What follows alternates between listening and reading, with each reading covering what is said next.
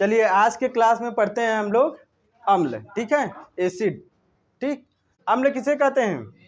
वे पदार्थ जो स्वाद में खट्टे होते हैं, खट्टा खट्टा। ठीक है, जैसे खट्टा खट्टा क्या है? खट्टा का नाम ही सुन के मुंह में पानी आ जाता है।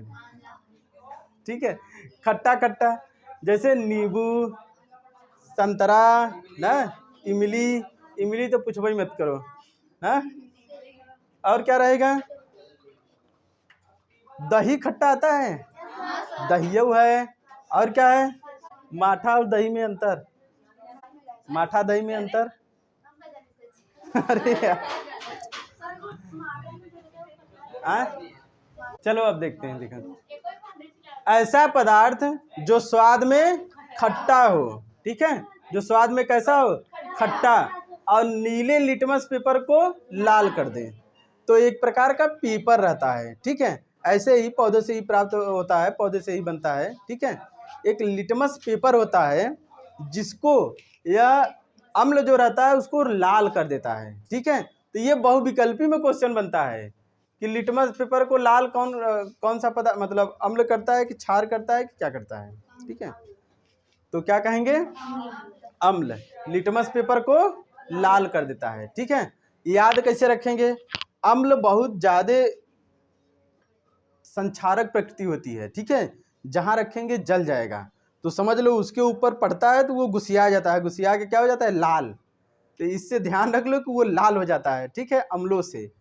तो अभी एग्जाम में जब आता है ना बहुविकल्पी में, तो यही लोग नहीं कर पाते, बताओ, यही नहीं टिक कर पाते।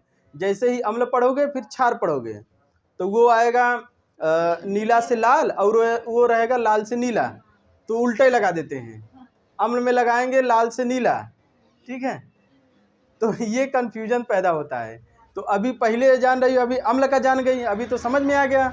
जैसे इसका अपोजिट आएगा, दोनों में कंफ्यूजन चालू। ठीक है, तो कंफ्यूजन ना हो ऐसे याद रखिए, अम्ल जो होता है, अम्ल उसके ऊपर पड़ा तो वो गुस्सा से क्या हो गया? लाल हो गया। अच्छा, ये क्या हो गया? लाल। तो जो लिटमस पेपर होता है वो नीला से लाल हो जाता है। लिटमस पेपर नीले पहले रहता है। ठीक है, लिटमस पेपर क्या रहता है? वो नीले पहले रहता है। वो प्रकृति में पाया जाता है। जो प्रकृति में बहुत सारे सूचक होते हैं, ठीक है, सूचक मतलब वो इंडिकेट करते हैं कि वातावरण कैसा हो गया है, अम्लीय हो गया है कि क्षारी है कि उदासीन है। ठीक है, तो बहुत सारे ऐसे प्रकृति में पाए जाने वाले सूचक हैं, तो सूचक को हम लोग आगे पढ़ेंगे। ठीक है, अभी केवल अम्ल देखते हैं। तो अम्ल किसे कहते हैं? जो स्वाद में खट्टे होते हैं। इनका स्वाद कैसा होता है? खट्टा। जिसका स्वाद कैसा होता है? जिसका स्वाद खट्टा होता है वो अम्ल है। ठीक है, ये क्या है? अम्ल। कौन कौन से होते हैं? कौन कौन से होते हैं? नींबू, संतरा, ठीक है, और फार्मिक अम्ल होता है जो चींटी के डंक में पाया जाता है। ठीक है, ये सभी हैं। और कौन से खट्टे होते हैं? सिरका, सिरका है, बनता है घर पे, खाए हो कि नहीं? बड़ा खट्टा खट्टा आता है, और किसी किसी को बहुत बढ़िया लगता है। हाँ, और क्या क्या है खट्टा? नींबू,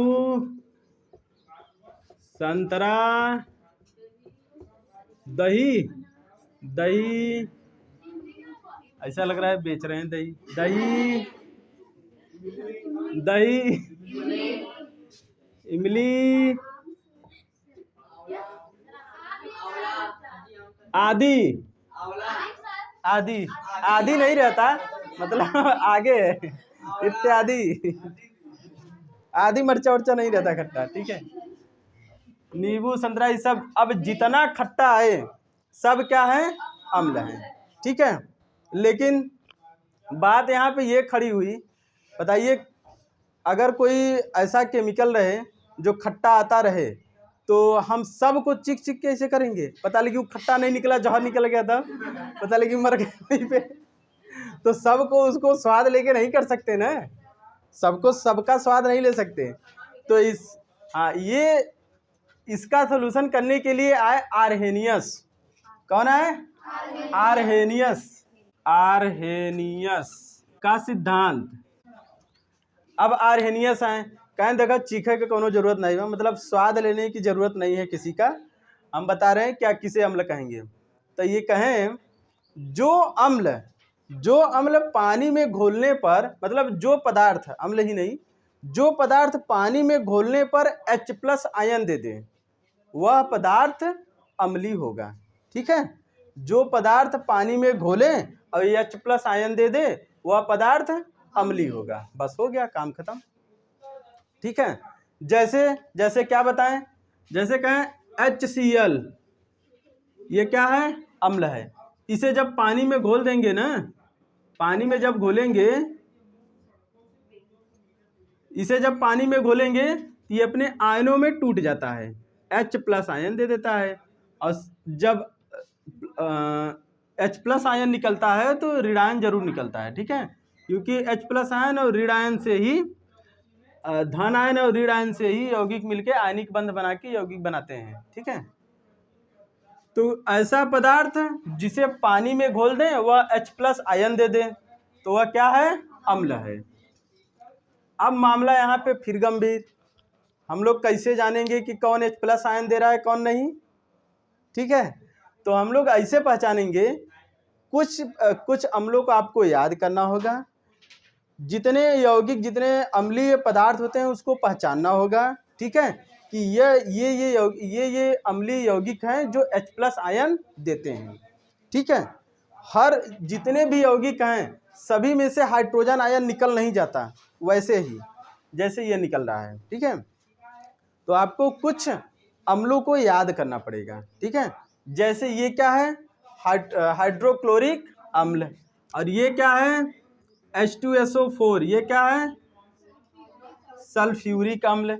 ये भी जल में घोल देंगे तो ये कैसा हो जाएगा, H+ आयन दे देगा, और SO4 मूलक है।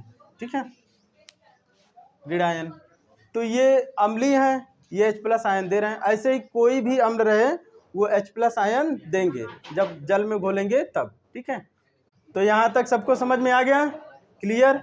यहीं पे सब क्लास में ही सब याद कर लो। ठीक है, घर के लिए छोड़वे मत किया करो, अपना ध्यान से पढ़िए और इसी में क्लास में ही सब एकदम दिमाग में बैठा लीजिए। पहले अम्ल किसे कहते हैं, जो स्वाद में खट्टा होता है, जो नीले लिटमस पेपर को लाल कर दे, वह क्या है, अम्ल है। ठीक, फिर आर्हेनियस आए, आर्हेनियस ने क्या बताया कि अम्ल उसे कहते हैं जिसे जल में घोलने पर वो वियोजित होके टूट के H+ आयन देते हैं। ठीक है, H+ आयन देते हैं, उसे अम्ल कहते हैं। ठीक, आया कि नहीं समझ में। तो ये सब क्या है, अम्ल। अब अम्ल कौन कौन से हो गए, जैसे HCl, HNO3, H2SO4, CH3COOH, C2CO3 ना, और क्या है, HCN। तो कार्बनिक अम्ल और खनिज वाले अम्ल जो होते हैं वो अलग अलग हैं ना। तो ये ऐसे हम क्या लिखे हैं, ऐसे लिखे हैं, एक क्रम बन रहा है, क्रम। अब इन सभी अम्लों को आपको याद कर लेना है कि ये अम्ल हैं, ये हाई स्कूल वाले अम्ल हैं, ये आता है। ये समझ में आया। तो अम्ल कितने प्रकार के, अब देखते हैं अम्ल के प्रकार ना।